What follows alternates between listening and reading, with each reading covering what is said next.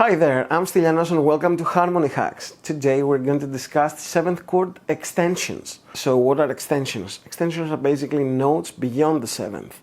So those are the 9th, 11th and 13th. They add richness and complexity without changing the chord's basic function. We can always use them to better color our harmony, and let's see how we play some of them.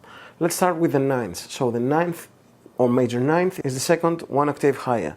If you start on your 6th string, you're going to use your basic shell voicing. So let's say I'm going to take this one and add the second. I can do it right here, or I can use this voicing over here and play my extension over here. And this voicing can be called a major 9th. Or this one, or maybe this one. All of those are 9th chords. Now with the same root, if I wanted to play an 11th chord, what would that be? I'm gonna take the basic function and add the 11th over here. But a quick note, you can't play an 11th on a major 7th chord, it's gonna sound bad. We usually use the sharp 11, which is this voicing right here.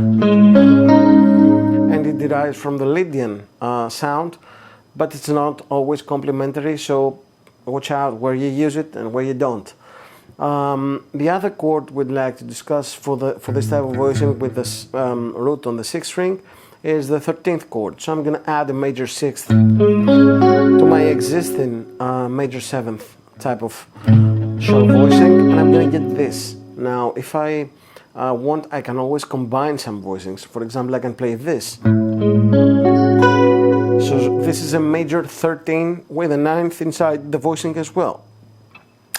Now, if I were to use the 5th string root, so the D voicing, let's say, I'd take the basic major 7th shell voicing, and I would add to this, first of all, the 9th over here. And this is really similar to what we did before over here. So this is my D major 9th with the 7th inside the chord. Then if I wanted to play the 11th for the major 7th, I would go over here, but we said that we're not going to do this for the major 7th chord. I'm going to play a major sharp 11.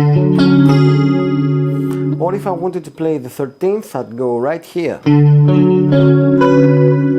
And I can always combine this with other voicings as well. Now, as for the dominant 7th chords, I would have the basic dominant function here or here, whichever I prefer, and add the 9th to it, so I'd get then the 11th over here, and then the 13th over here. And if I were to do the same thing on the 5th string, I'd have my basic shell voicing, and adding to this the 9th, which is a very common type of playing the dominant chords, a very standard color, because it's easy to play as well. Then if I wanted the 11th, I'd play something like this, or maybe this. And this is my 11th over here. As for the 13th, I'd go right here. And I can do it like this as well, or this, so that I have the 9th inside there as well. Beautiful sound. Now, as for the minor 7th chords, I'm gonna get my basic shell voicing over here, adding the 9th, adding the 11th, adding the 13th, and if I were to play a minor 7th on the 5th string, I'd get something like this. First of all, the 9th, the 11th, and then the 13th, and now I'm gonna try and combine this into the basket case verse chord progression and see what comes out.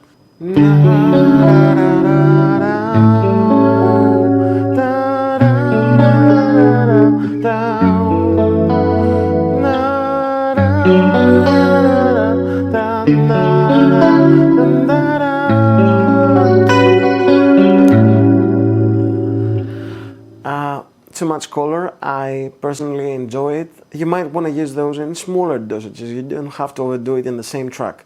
But it's a good practice to try and take one concept and apply it to a whole song. This way you'll learn how to use your tool much better.